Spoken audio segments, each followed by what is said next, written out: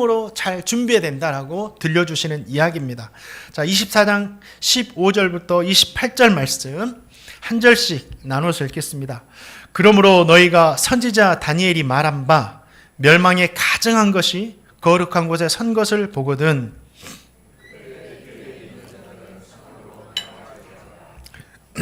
지붕 위에 있는 자는 집 안에 있는 물건을 가지러 내려가지 말며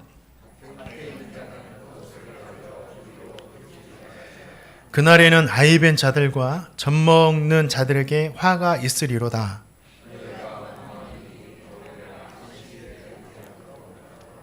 이는 그때에 큰 환난이 있겠음이라. 창세로부터 지금까지 이럴 환난이 없었고 후에도 없으리라.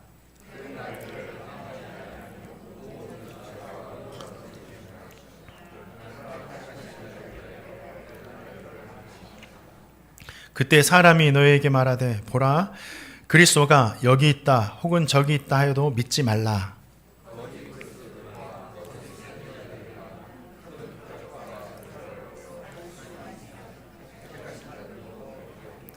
보라 내가 너에게 미리 말하였노라.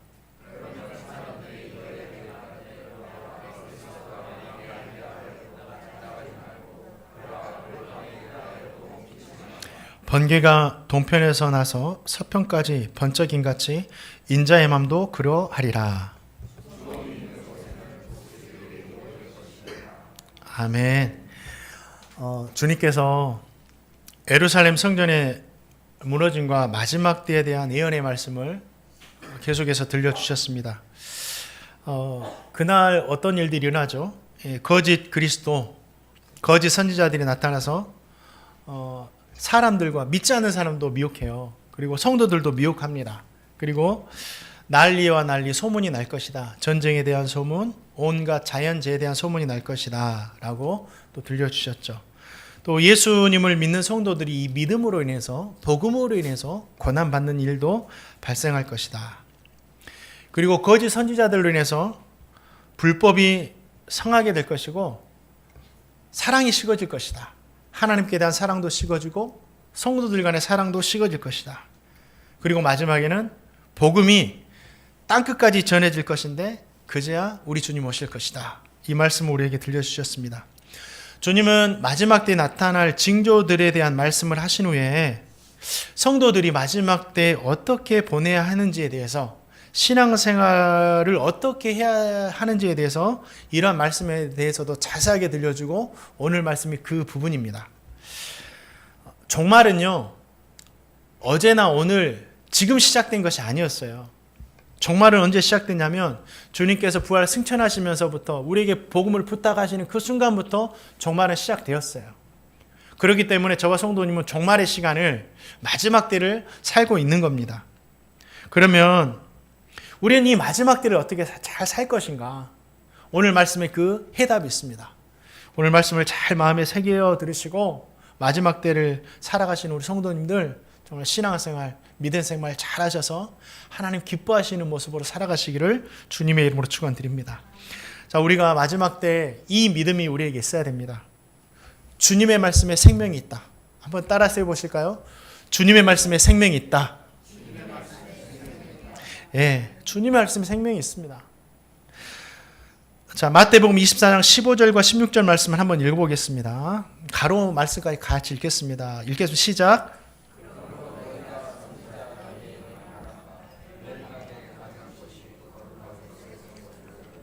읽는 자는 깨달을진저 그때 유대에 있는 자들은 산으로 도망할지어다. 주님은 제자들과 성도들에게 선지자 다니엘이 말한 것처럼 멸망에 가증한 것이 거룩한 곳에 선 것을 보거든 유대에 있는 자들은 산으로 도망해라. 이 말씀을 하셨습니다. 이 말씀이 어떤 뜻일까? 다니엘이 말한 멸망에 가증한 것이 뭐죠? 이 말씀은 동일한 말씀을 기록한 누가복음 21장 20절을 보면 알 수 있어요. 멸망에 가증한 것이 무엇인지. 예루살렘이 군대에게 에워싸이는 것을 보거든. 그러니까 멸망에 가증한 것은 군대입니다. 어떤 군대요? 예루살렘을 공격한 로마 군대를 의미해요. 앞으로 로마 군대가 예루살렘을 에워싸는 것을 보거든 유대에 있는 자들은 산으로 도망해라 말씀하시는 거예요. 로마군이 그 유대인들이 이렇게 반란을 일으키자 그것을 이렇게 잠재우기 위해서 AD 66년에 예루살렘을 포기하죠. 그리고 전쟁을 해서 70년에 성전을 완전히 점령합니다.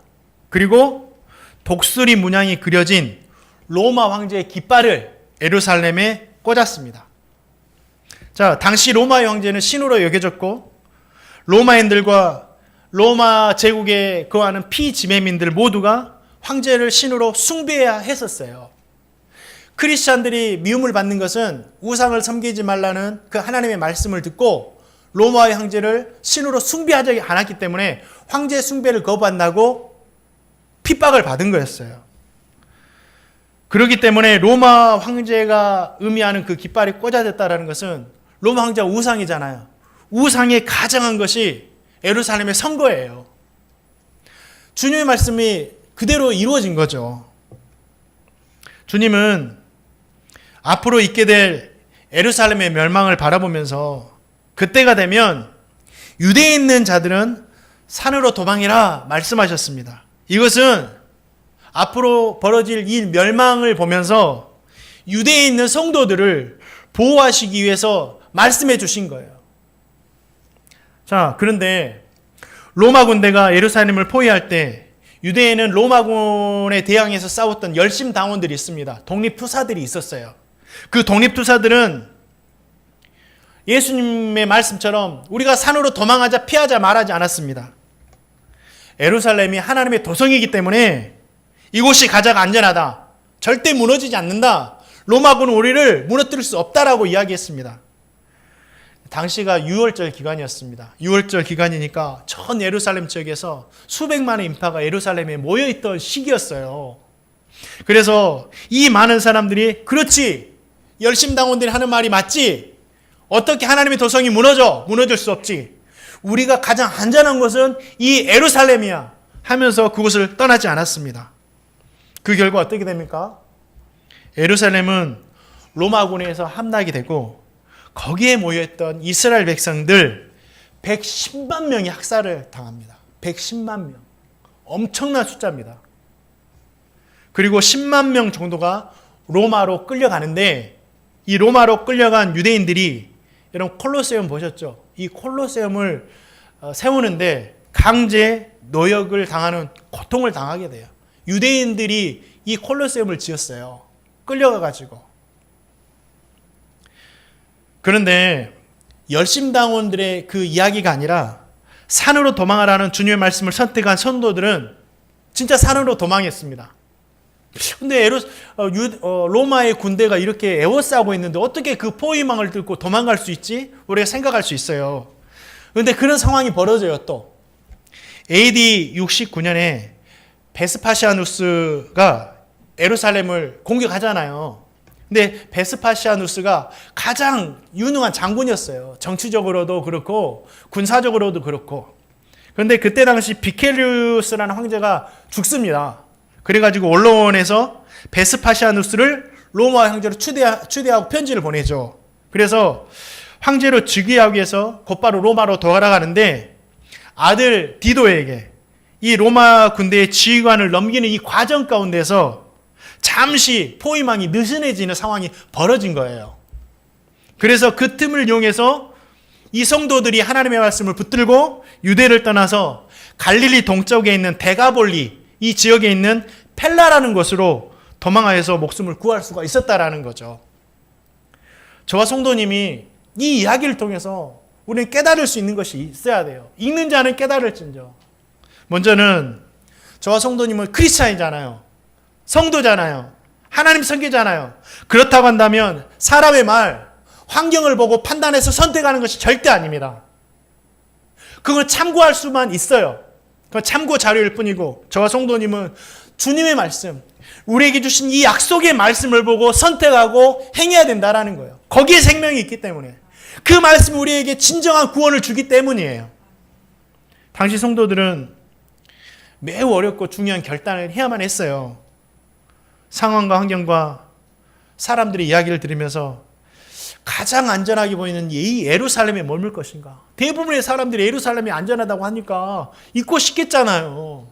누가 포위망을 뚫고 막 생명을 걸고 도망치고 싶겠어요. 그냥 거기에 있고 싶지. 아니면 주님의 말씀을 읽고 생명을 걸고 포위망을 넘어서 산으로 도망할 것인가? 성도들은요, 그래서 신앙이 중요한 겁니다. 이런 상황에서도 주님의 말씀을 택해서 예루살렘을 벗어나서 산으로 도망해서 죽음을 면하잖아요. 사랑하는 성도님들, 우리의 생명은 사람의 말에 있는 것이 아니에요. 우리의 미래는 사람의 말이 절대 있는 것이 아닙니다. 하나님의 말씀에 있다. 하나님의 말씀에 있다. 저 성도님 모두가 어떤 상황에서도 진짜 그리 보일지라도, 그리 판단될지라도 하나님이 아니라고 하신다면 과감하게 하나님의 말씀을 선택할 수 있는 참다운 믿음 가진 저와 성도님 되시기를 주님의 이름으로 축원드립니다. 또 한 가지, 우리가 진짜 말씀에 선택하기 위해서 한 가지 필요한 게 있는데요. 말씀을 선택하지 못하도록 방해하는 세상의 것에 연연해 있으면 안 돼요. 절대 이거 연연하다가는요, 하나님 말씀은 선택 못합니다. 그 말씀이 17절과 18절 말씀이에요. 한번 읽어보겠습니다. 17절 18절 읽겠습니다. 시작.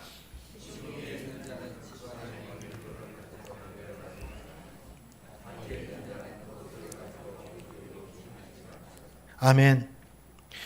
말씀에 생명이 있다는 것을 알면서도 말씀을 선택하기가 쉽지는 않습니다. 막 기계적으로 말씀하고 선택되나요? 아니죠. 왜냐하면 말씀을 선택하는 데 있어서 방해하는 것들이 너무 많아요. 사람들의 소리도 있고 환경도 있고 또 뭐예요? 집에는 내가 귀중하게 열기는 물건도 있고 내가 입어야 할, 갖춰야 할 것들도 있고 너무 많은 거예요. 그래서 주님 뭐라고 하십니까? 집안에 지붕 위에 있는 사람들은 왜 이스라엘 백성들이 지붕 위에 있었을까요? 한국처럼 뭐 지붕이 이렇게 슬래트로 해가지고 초가지붕으로 이런 지붕이 아니에요. 평평합니다. 그래서 사다리를 놓고 위에 올라가가지고 지금 이제 그 2층 집처럼 평평해가지고 그때 당시 위에서 뭐 작업도 하고 무엇인가를 말리기도 하는 그런 가옥 구조였어요. 일을 할 수 있는 구조였습니다. 일하다가 멸망의 가정을 섰는데 집안에 귀중한 물건이 있다고 그것 연연해서 그거 가지려고 시간 보내지 말고 곧바로 순종해라. 생명을 다투는 위급한 건데 생명이 더 중요하지 않느냐. 바로 순종해라. 그러지 못하면 너희들 구원받지 못할 수도 있다. 밭에 있는 자는 겉옷을 가지러 돌아가지 말라고 하셨습니다. 하나님의 말씀에 순종하는데 방해하는 모든 것들은 연연해하지 말고 다 내려놓으라는 거예요. 그래야 하나님 말씀을 순종할 수 있고 하나님의 말씀에 따라서 생명을 보존할 수 있는 거예요. 이것이 마지막 때를 사는 성도의 자세가 돼야 돼요. 그렇다고 해서 귀찮게 여겨라, 하찮게 여겨라 이런 말이 아닙니다. 하나님의 말씀을 가장 귀하게 여겨야 된다. 1번으로 순종해야 된다. 이 말씀이에요. 저 성도님이 세상에 것에 연연하고 그것을 가장 중요하게 여기는 순간 주님의 말씀을 순종하기도 힘들고 주님을 따르기도 어렵습니다. 우리가 보잖아요. 부자 청년이 주님께 찾아 나왔잖아요. 주님, 저도 주님의 제자가 되고 싶어요. 주님 따르다면서 복음 전하는 삶을 살고 싶어요. 그래, 너가 다른 거 다 잘했는데 한 가지가 부족한데 너에게 있는 재산 다 팔아서 가난한 자들에게 나눠주고 그 후에 날 따라라. 왜 그럴까요? 그거 가지고 있으면 뒤 돌아설 거 뻔하니까. 진짜 네가 나를 따르고 싶다면 다 내려놔라. 뒤 돌아볼 수 있는 여력이 있는 것은 다 내려놓고 나를 따라라 말씀하시는 거예요. 그런데 그 청년이 어떻게 합니까? 재물이 많아서 근심해서 돌아갔습니다. 재물 놔두고 주님 따라다녔으면 안 돌아갔을까요? 따르기 전에도 돌아가는데 돌아서 버렸겠죠. 사랑하는 성도님들, 진짜 주님보다 더 귀중하게 여기는 것 있으면 우리가 말씀 선택하지 못해요. 다 내려놔야 됩니다.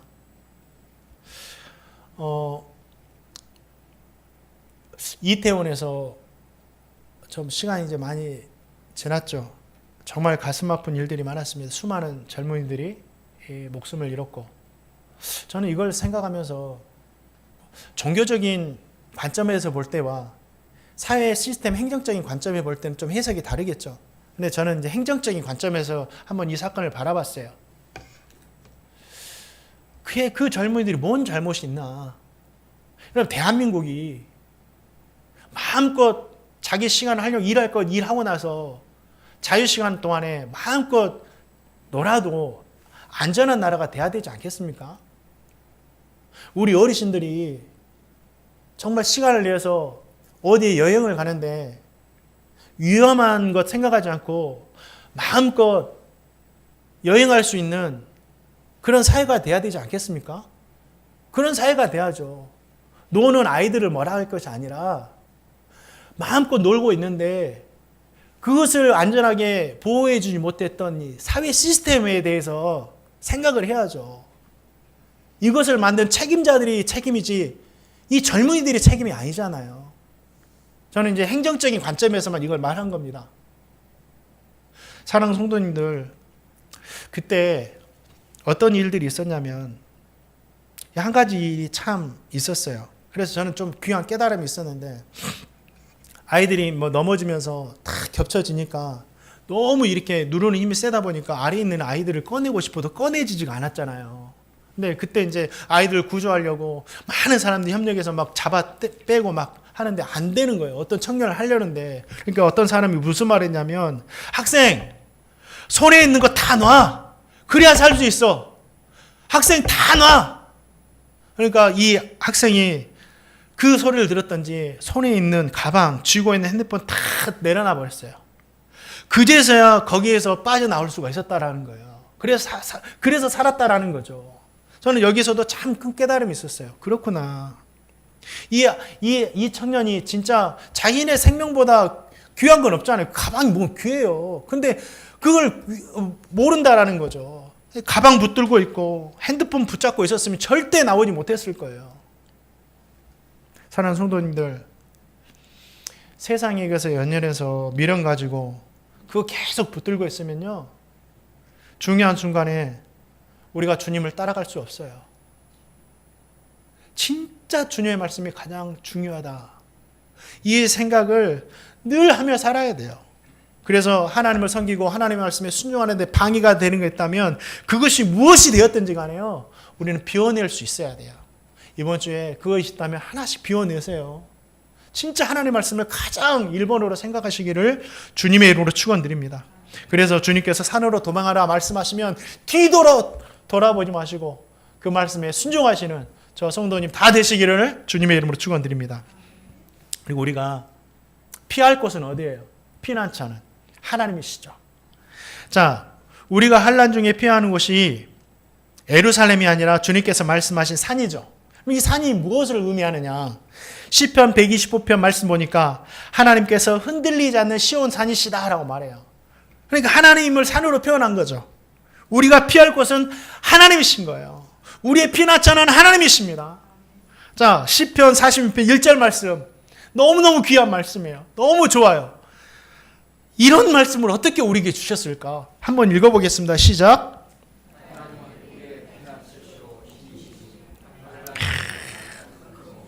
아멘, 아멘. 사랑하는 성도님들, 환난 중에 하나님을 피난처 삼아서 피하시기 바랍니다. 피하는 방법이 무엇인지 조금 후에 알려드릴게요. 근데 왜 하나님께 피하지 못할까요, 사람들이? 하나님께 피하는 사람들이 점점 줄어들고 있어요. 1907년에 정말 하나님을 피난처 삼겠다는 사람들이 교회마다 몰려들었습니다. 막 평양에 큰 부흥이 일어나고 전국적으로 확산됐죠. 새벽에도 모이고 아침에도 모이고 저녁에도 모이고 한 번 시작되는 성회가 1시간, 2시간, 3시간, 4시간, 5시간을 넘어 새벽까지 이어지기도 했습니다. 야, 어떻게 그럴 수가 있을까? 성령이 임하시니까 그런 막 놀라운 일들이 일어나는 거죠. 한국 전쟁 후에도 먹을 것 없었을 때 하나님을 피난처로 삼았던 성도들이 참 많았습니다. 지금보다 어렵고 힘들 때 수명도 60이었고 70이었고 80이면 진짜 장수했다고 했고, 그렇죠? 근데 그때는 하나님을 피난처 삼은 성도들이 참 많았어요. 그리고 제가 어렸을 때 아침에 일찍 7시 정도에 MBC 이 TV를 뜨면 그곳에서 뭘 했냐면 조영기 목사님 와서 그건 죄고 사탄이고 악이었습니다 하면서 설교를 하셨어요. 공영방송에서 아침에 설교가 나왔어요. 지금 그렇게 하면 엄청난 비난받을 거예요. 종교 편향적이다고. 그런데 그때는 그것이 믿지 않는 자들에게도 자연스럽게 받아들여졌어요. 왜요? 그때 당시에는 믿는 자나 믿지 않는 자나 하나님을 피난처 삼았던 사람들이 많았다라는 거예요. 그런데 과거에 비해서 지금 어떻습니까? 진짜 물질도 풍요해졌고, 얼마나 물질이 풍요해진지 아세요?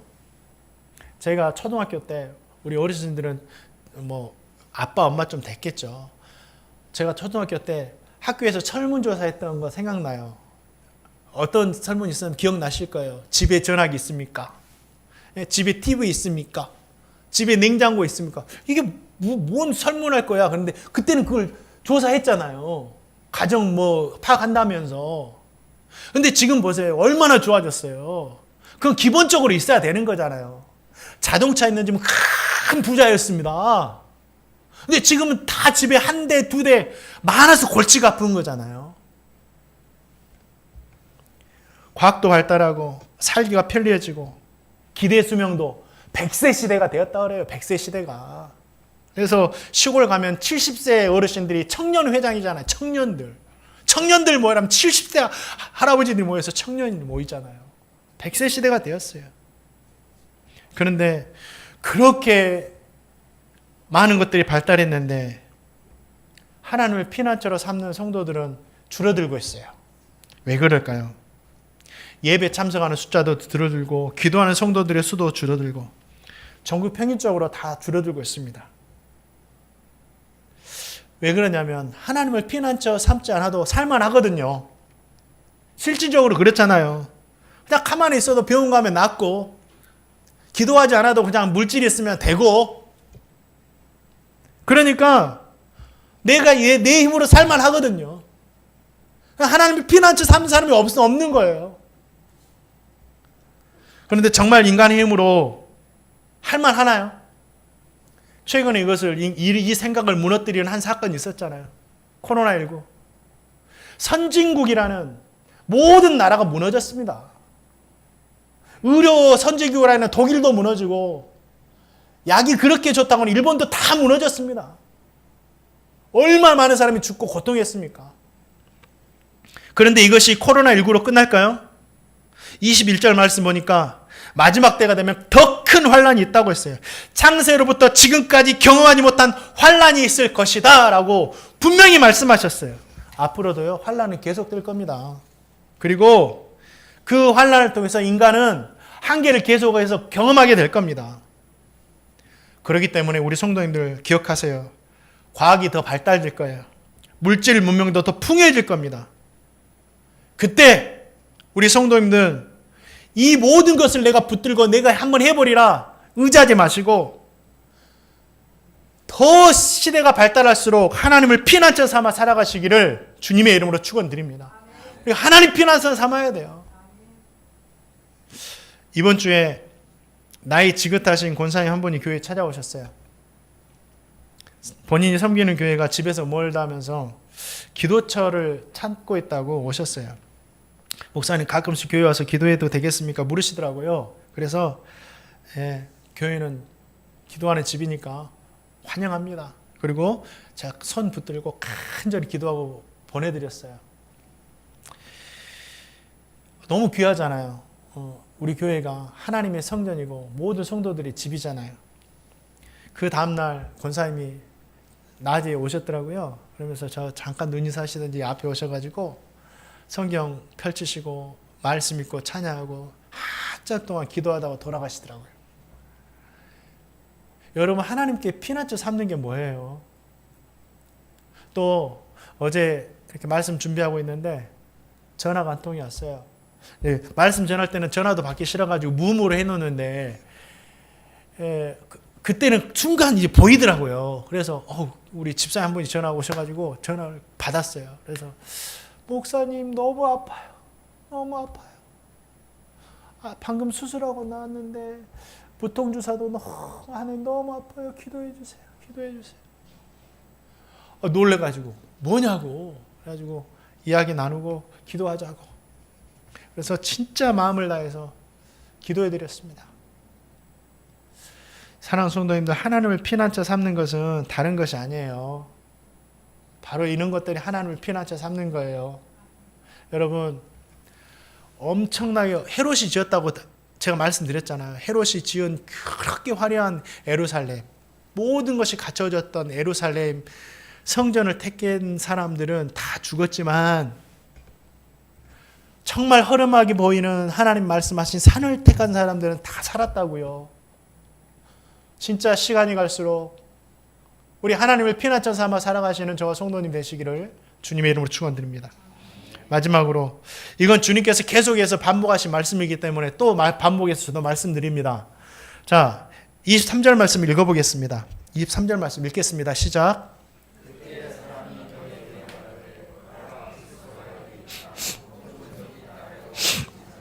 아멘. 마지막 때가 되면 거짓 그리스도와 거짓 선지자들이 많이 나타나서 사람들도 미혹하고 성도들도 미혹할 거예요. 그때는 믿지 않는 사람들도 완전 환란이 일어나니까 뭐 진짜 끝났냐 하고 막 미혹되는 사람이 있을 거예요. 그리고 왜 미혹되냐면 얘들아 와가지고 앉아있어. 뒤에 앉아있어. 그들은 자신이 그리스도라면서 뭘 보여주냐면 표적과 기사를 보여줄 거예요. 표적과 기사. 어떤 표적과 기사요? 귀신도 쫓아내는 것을 보일 것이고 병 고치는 것도 보일 것이고 온갖 신비한 일들을 일으키면서 보여줄 거예요.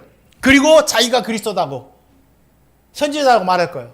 보여주니까 믿겠잖아요. 보여줬으니까. 그런데 주님께서 뭐라고 말씀하세요? 그때 그리스도가 여기 있다, 저기 있다 말해도 믿지 말아라. 그때 그리스도가 광야에 있다고 해도 광야로 나가지 말아라. 그때 그리스도가 골방에 있다고 해도 믿지 말아라 말씀하십니다. 왜 그럴까요? 아무리 표적과 기사를 보여준다 하더라도 주님은 그렇게 오시지 않기 때문에, 골방에서 오시지 않고 광야에서 오시지 않기 때문에. 그러면 어떻게 오시느냐? 오늘 또 반복해서 말씀하시는 거예요. 주님 어떻게 오시죠? 표적과 기사를 봐도 주님이 이렇게 오시지 않으면 다 가짜입니다. 자, 27절 말씀 읽겠습니다. 시작. 번개가 동편에서 나서 서편까지 번쩍인 같이 인자의 맘도 그러하리라. 그렇죠. 재림하시는 주님은 이 과거 베들레헴에서 탄생할 때처럼 조용하게 오시지 않아요. 그리고 내가 왔다라고 그때처럼 전도하시지 않습니다. 재림하시는 주님은 번개가 동편에서 나서 서편까지 번쩍이면 어떻게 해요? 지상에 있는 모든 사람들은 하늘에서 일어난 일이면 동시에 보잖아요. 그런 것처럼 주님 오신다고요. 온 우주적으로 오세요. 주님이 이 우주보다 크신 분인데 이 땅에 지구에 있는 사람들이 주님이 오시는 것을 보지 않을 사람이 아무도 없다라는 거예요. 주님은 그렇게 오십니다. 그러니 마지막 때 내가 그리스도라고 하면서 왔다고 하면서 표적과 기사를 보여주면서 날 믿으라고 하면 그는 가짜다. 주님께서 이렇게 오시지 않는다면 주님은요 우리에게 오시는 거예요. 그때는. 그렇기 때문에 마지막 때는 우리가 주님 찾아갈 필요가 없어요. 주님이 오시니까 우리는 우리에게 오시는 주님을 뭐 하면 돼요? 기쁨 중에 영접하면 된다라는 거예요. 이것만 알고 있어도 우리는 표적과 기사를 보면서 자신을 그리스도라고 하는 거짓 그리스도들에게 미혹돼서 속지 않을 수 있다라는 겁니다. 이 말씀, 이 믿음에 분명히 서시기를 주님의 이름으로 축원드립니다. 사랑하는 성도님들, 우리가 할 일은 광야로 가고 골방으로 가서 찾아오신 주님 만나는 것이 아닙니다. 영광 중에 다시 오실 주님 소망하면서 하루하루를 하나님을 피난처 삼아 믿음의 삶을 살아가시기를 주님의 이름으로 축원드립니다. 저와 성도님 모두가 끝까지 말씀을 붙들고 믿음으로 살아서 영광 중에 다시 오시는 주님을 기쁨 가운데 만나게 되기를 주님의 이름으로 축원드립니다.